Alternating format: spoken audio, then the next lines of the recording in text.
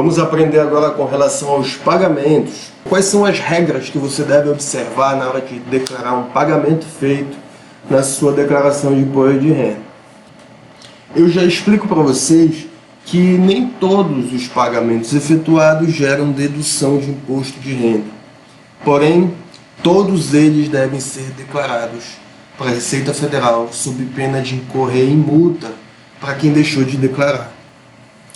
A finalidade é informar a Receita Federal os pagamentos que você efetuou a título de serviços utilizados, ou seja, é uma forma da Receita cruzar os dados para saber se aquelas pessoas que receberam aqueles valores estão fazendo o recolhimento do imposto como deve ser feito corretamente e ver se tem algum tipo de fraude.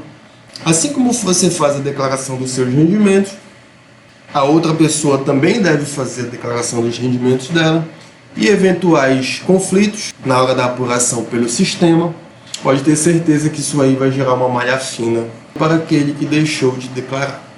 Então, alguns desses pagamentos eles podem diminuir o valor do seu imposto de renda devido.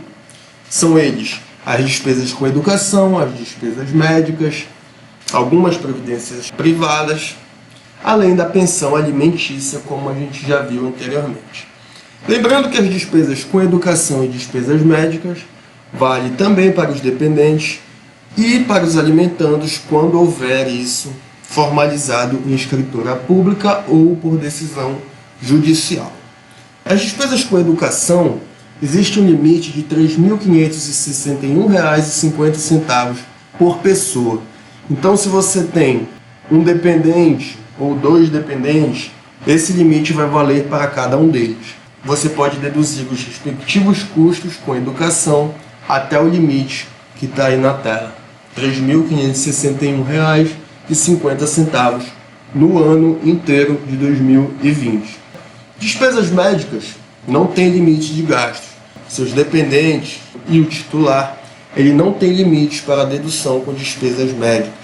Com relação aos planos de previdência oficial e privada, a previdência privada ela só pode ser deduzida do imposto de renda se ela for do tipo PGBL.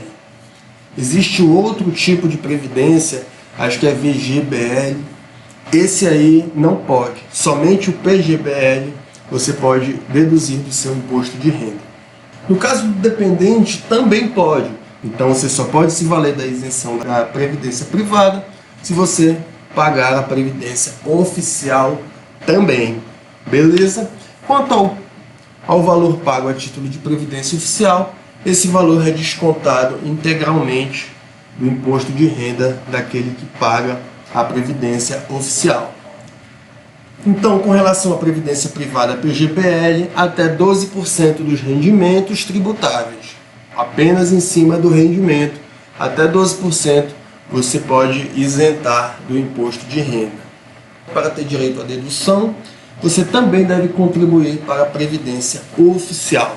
Para finalizar, a pensão alimentícia, ela é deduzida integralmente, desde que observada a formalidade que a gente aprendeu lá no início do nosso curso. Então é muito importante, tanto para quem recebe, quanto para quem está pagando, fazer a respectiva declaração.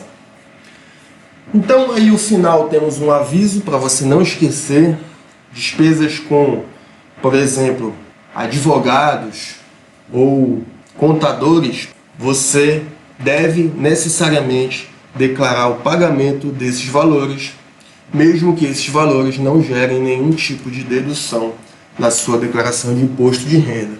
Beleza? Então, essas são as regras que você deve saber para fazer um bom preenchimento dos seus pagamentos. São os valores que você pode deduzir do seu imposto de renda. E no segmento desta aula, nós vamos ver como fazer isso diretamente no programa da Receita Federal. Aqui eu quero mostrar para vocês agora, depois que a gente viu cada regra com relação às deduções de pagamentos na sua declaração de imposto de renda, vamos ver como fazer para lançar na sua declaração anual de imposto de renda. Então vamos lá. Você vai na aba Pagamentos Efetuados e aqui você vai lançar todos os pagamentos a títulos de serviços que você tenha feito a terceiros durante o ano que você está fazendo a declaração.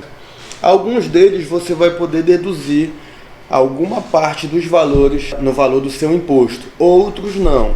A gente já sabe quais podem, quais não podem, quais podem para o alimentando, quais não podem para o alimentando, para o dependente.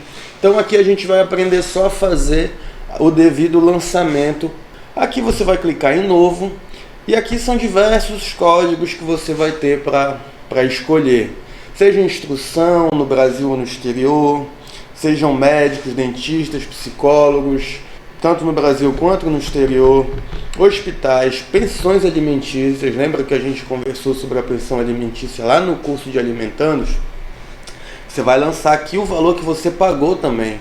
Plano de saúde, previdência complementar, esse fundo FAP, honorários que você tenha pago, aluguéis, dentre outros. Qualquer tipo de serviço que você tenha feito esse pagamento, tecnicamente você precisa fazer a declaração dele.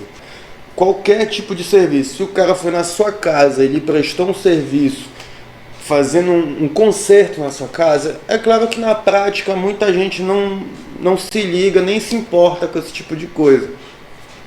Mas o certo seria fazer esse tipo de declaração de todo e qualquer serviço. Basicamente você vai informar o CNPJ ou o CPF, o nome do beneficiário e o valor pago. Alguns deles, por exemplo, o plano de saúde, às vezes ocorre de haver um reembolso do plano de saúde. Então aqui tem o campo do reembolso que eventualmente um plano de saúde acaba pagando para os seus cooperados, principalmente em alguns casos de plano de saúde de servidor público. Isso acontece de uma forma relativamente comum. Então basicamente é fazer o preenchimento em novo, como a gente já aprendeu em todos. Vamos usar um exemplo de um médico aqui para o meu dependente.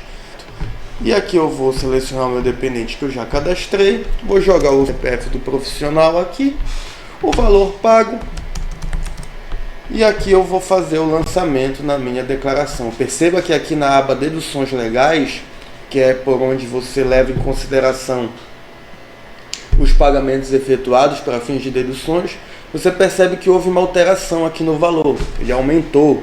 Então é muito simples, vocês observando as regras que a gente aprendeu durante essa aula, a forma de fazer o lançamento é essa. Você vai fazer isso para todos os pagamentos que tenha feito na sua declaração anual de imposto de renda. Então não tem o que se preocupar aqui, é aprender as regras, fazer a organização dos seus documentos e lançar de maneira correta no sistema, sem erro, sem problema, sem dor de cabeça, sem preocupação, muito simples.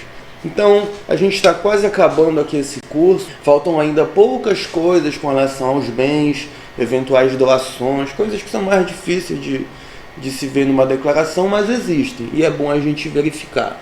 Ainda falta a gente falar um pouco de dívidas, que não tem tanto efeito dedutível, mas tem um efeito muito importante para a gente declarar. A gente tem a obrigação de declarar nossas dívidas. Então nós vamos ver mais esses e vamos poder entregar a nossa declaração de maneira correta, de acordo com o que exige a Receita Federal. Então até a próxima aula.